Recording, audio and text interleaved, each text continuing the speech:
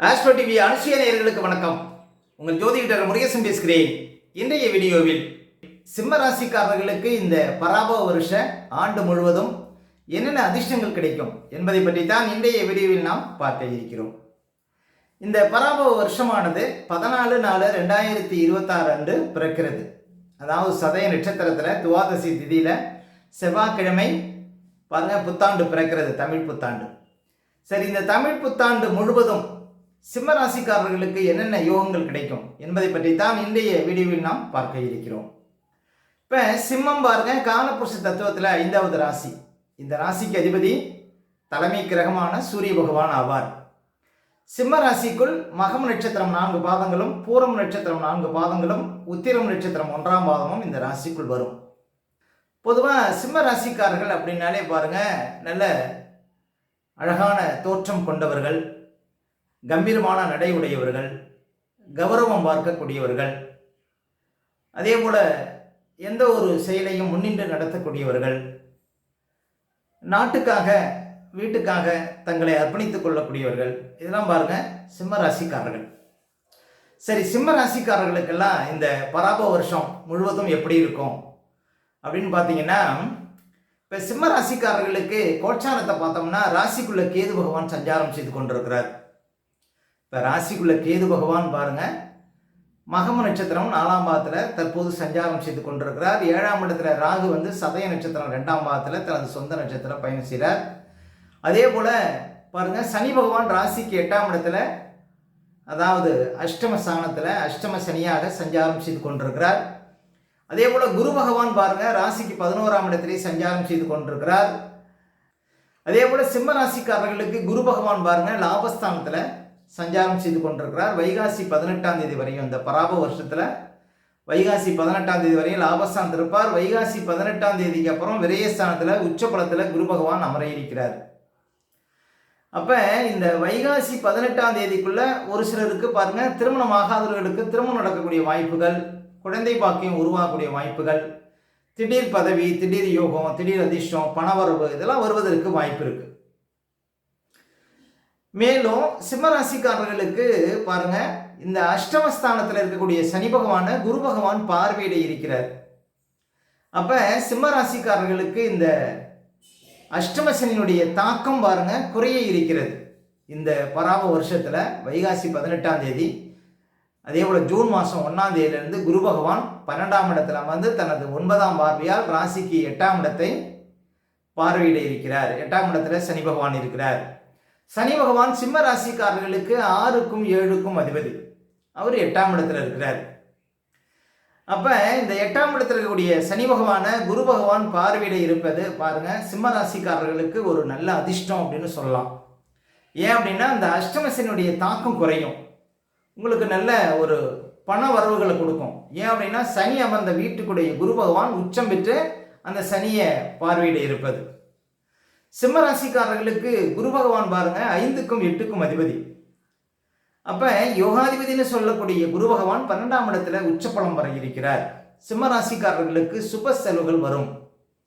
இந்த பராபவ வருஷத்துல யாரெல்லாம் வீடு கட்டணும், இடம் வாங்கணும் அப்படின்னு நினைக்கிறீங்களோ அந்த ஆசைகள் கட்டாயம் பூர்த்தியாகும்.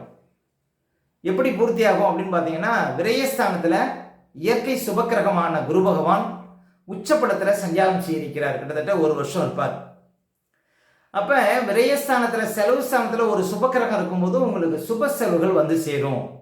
குரு பகவான் புத்திரக்காரகங்கிறதுனால பிள்ளைகள் வழியில திடீர் செலவுகள், பிள்ளைகள் வழியில தடைப்பட்ட சுபகாரியங்கள் இதெல்லாம் நடப்பதற்கு வாய்ப்பு இருக்கு. அதே போல குரு பகவான் பாருங்க, இயற்கை ஒரு சுபக்கிரகம் 12ஆம் இடத்துல மறைகிறார். அப்படிங்கும் பொழுது குரு பகவான் வந்து புத்திரக்காரகன்.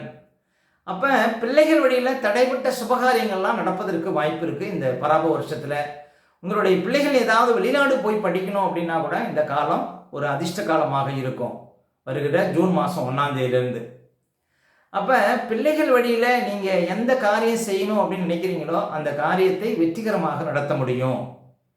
அதே போல நீண்ட காலம் குழந்தை பாக்கியம் இல்லாதவர்களுக்கும் குழந்தை இருக்கக்கூடிய யோகத்தையும் கொடுக்கும். ஏன்னா குரு பகவான் மறையும் பொழுது, ஒரு கிரகம் வந்து என்ன சொல்ல போனா குரு மறையும் பொழுது அது ஆதிபத்திய வேலை செய்யறதுனாலும் காரக வேலையை கட்டாயம் செய்யும். அப்போ விரயஸ்தானத்தில் குரு மறையும் பொழுது பாருங்கள், அவர் புத்திரக்காரகங்கிறதுனால பிள்ளைகள் வழியில் உங்களுக்கு யோகத்தை கொடுக்கும் அப்படின்லாம் சொல்லலாம். மேலும் சிம்மராசிக்காரர்களுக்கு 6க்கும் 7க்கும் அதிபதியான பாருங்க சனி பகவான குரு பகவான் பார்வையிட இருப்பது உங்களுக்கு 7ஆம் இட ஆதிபத்தியம் 6ஆம் இட ஆதிபத்தியமும் உங்களுக்கு பலம் பெறும். அப்போ 7ஆம் அதிபதியை குரு பார்க்குறாரு அப்படிங்கும் பொழுது உங்கள் வாழ்க்கை துணைவருக்கு உடல் ரீதியாக மன ரீதியாக இருந்த பிரச்சனைகளுக்கெல்லாம் ஒரு தீர்வு கிடைக்கும். வெளிநாடு சார்ந்த விஷயத்தில் இருந்த கஷ்டங்கள் மாறும். தொழில் பார்ட்னருக்குள்ள இருந்த பிரச்சனைகளுக்கு தீர்வு கிடைக்கும். நண்பர்களுக்குள்ள இருந்த பிரச்சனைகளுக்கு தீர்வு கிடைக்கும். 7ஆம் அதிபதியை குரு பகவான் பார்வையிட இருப்பது வியாபாரத்தில் வளர்ச்சி கிடைக்கும். அதே போல பயணம் சார்ந்த தொழில் செய்யக்கூடியவங்களுக்கு யோகத்தை கொடுக்கும். வண்டி வாகனம் வச்சு தொழில் பண்ணுறவங்களுக்கு அதிர்ஷ்டத்தை கொடுக்கும். அப்போ உங்களுக்கு 7ஆம் அதிபதியை பாருங்க குரு பகவான் பார்வையிட இருப்பது ஒரு சிறப்பு. 6ஆம் அதிபதி அப்படின்னு சொல்லக்கூடியவரும் சனி பகவான் தான். அவரை குரு பார்க்கறதுனால உங்களுக்கு கடன் சுமை கட்டுக்குள் இருக்கும். அதே போல நோய் சார்ந்த பிரச்சனைகளுக்கு தீர்வு கிடைக்கும். வழக்கு இருந்தால் அது சாதகமாக முடியும். எதிர்ப்புகள் கட்டுப்படும். இன்னும் சொல்ல போனால் சிம்மராசிக்காரர்களுக்கு 6ஆம் அதிபதி சனி பகவான் இயற்கை பாவர். அவர் 8ஆம் இடத்துல மறைவது விபரீத யோகம். அப்போ விபரீத யோகத்தையும் குருட்டு அதிர்ஷ்டத்தையும் இந்த சனி பகவான் இந்த பராப வருஷத்தில் கட்டாயம் சிம்மராசிக்காரர்களுக்கு கொடுப்பார். அதே போல ராகு பகவான் பாருங்க சிம்ம ராசிக்காரர்களுக்கெல்லாம் 7ஆம் இடத்துல அமர்ந்து பாருங்க நிறைய பேருக்கு திருமண தடை, வெளிநாடு தடை, தொழில் பார்ட்னருக்குள்ள பிரச்சனை இதெல்லாம் கொஞ்சம் கொடுத்துட்டு இருப்பார். உங்களுக்கு பாருங்க இந்த 7ஆம் இடத்துல கூடிய ராகுவால ஒரு சில தொல்லைகள் இருக்கும். அதே போல கேது ராசிக்குள்ள இருக்கிறார். யாரெல்லாம் ஆன்மீகத்தில் இருக்கீங்களோ அவங்களுக்கு ஒன்றும் பாதிப்பு இருக்காது. பொதுவாக கேது ராசிக்குள்ளே வரும்பொழுது ஆரோக்கியத்தில் பிரச்சனை இருக்கும் நிறைய பேருக்கு. இப்போ சிம்ம ராசியில் ஒரு பிள்ளைகள் இருக்குது, சின்ன சின்ன பிள்ளைங்களுக்கெல்லாம் பாருங்கள் ஆரோக்கியத்தில் பிரச்சனையை கொடுக்கும். அதே போல் எங்கே போனாலும் தடை தாமதம், இந்த கேது ராசிக்குள்ளே சஞ்சாரம் செய்வது, வழக்கு சார்ந்த பிரச்சனை, கடன் சார்ந்த பிரச்சனை, எங்கே போனாலும் ஒரு தடை, இதெல்லாம் கொடுத்துட்டு இருக்கவங்க கேது ராசிக்குள்ளே இருப்பது.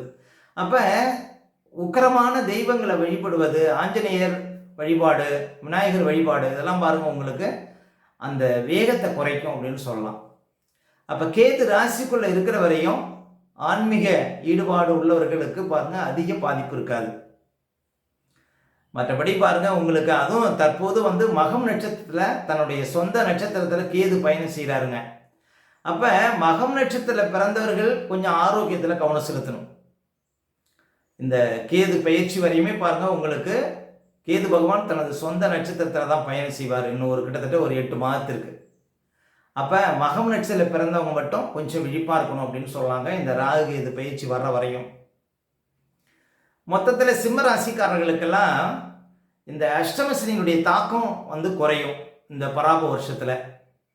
அதே போல் 8ஆம் இடத்துல சனி சஞ்சாரம் செய்து குரு பகவான் பார்வை பெறுவது விபரீத யோகம், குருட்டு அதிர்ஷ்டம், நல்ல பணப்புழக்கம் இதெல்லாம் கொடுக்கும். சுப செலவுகளை கொடுக்கும்.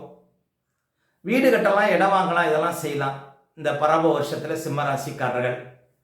முக்கியமாக பண வரவில் நல்ல ஒரு முன்னேற்றத்தை கொடுக்கும், நல்ல ஒரு அதிர்ஷ்டத்தை கொடுக்கும் சிம்ம ராசிக்காரர்களுக்கு. ஏன் அப்படின்னா சந்திரன் வீட்டில் தான் குரு இருந்து அந்த குரு பாருங்க சிம்மத்தில் இப்போ இருக்கிறார் அப்படிங்கும் பொழுது உங்களுக்கு பண வரவில் திருப்தியை கொடுக்கும். சிம்ம ராசிக்காரர்களுக்கெல்லாம் குரு பகவான் கடகத்துக்கு வந்த பிறகு, அதாவது இந்த ஜூன் மாதம் 1ஆம் தேதிக்கு அப்புறம் சிம்ம ராசிக்காரர்களுக்கு பண வரவில் கட்டாயம் ஒரு திருப்தியை கொடுக்கும் அப்படின்னு சொல்லலாம். மொத்தத்தில் சிம்ம ராசிக்காரர்களுக்கு இந்த பராப வருஷம் ஒரு மிகச்சிறந்த ஆண்டாக கட்டாயம் இருக்கும். இந்த அஷ்டமசனுடைய தாக்கமெல்லாம் குறையும். வாழ்க்கையில் ஒரு எதிர்பாராத ஒரு அதிர்ஷ்டத்தெல்லாம் இந்த பராப வருஷத்தில் சிம்ம ராசிக்காரர்கள் கட்டாயம் பார்க்க முடியும். உத்தியோக ரீதியாகவும் சரி, தொழில் ரீதியாகவும் நல்ல ஒரு மாற்றத்தை இந்த வருஷத்தில் கட்டாயம் சிம்ம ராசிக்காரர்கள் பார்க்க முடியும். ஓகே, மேலும் உங்களுடைய சுய ஜாதகத்தை நீங்கள் பார்க்கணும் அப்படின்னாலும் திரையில் தெரியக்கூடிய நம்பருக்கு கான்டாக்ட் பண்ணுங்கள். உங்களுடைய பிள்ளைகளுக்கு ஏதாவது புதுசாக ஜாதகம் எழுதினாலும் இந்த நம்பருக்கு கான்டாக்ட் பண்ணுங்கள். ஓகே, இந்த வீடியோ பிடிச்சிருந்தா ஒரு லைக் கொடுங்க. உங்கள் கருத்துக்களையும் கேள்விகளையும் கமெண்ட்ஸில் பதிவிடுங்க. இன்னும் நம்ம பல வீடியோ கொடுக்க இருக்கிறோம். நம்ம சேனலை சப்ஸ்கிரைப் பண்ணுங்கள். பக்கத்தில் வர பெல் சிம்னி கிளிக் பண்ணுங்கள். நன்றி, வணக்கம்.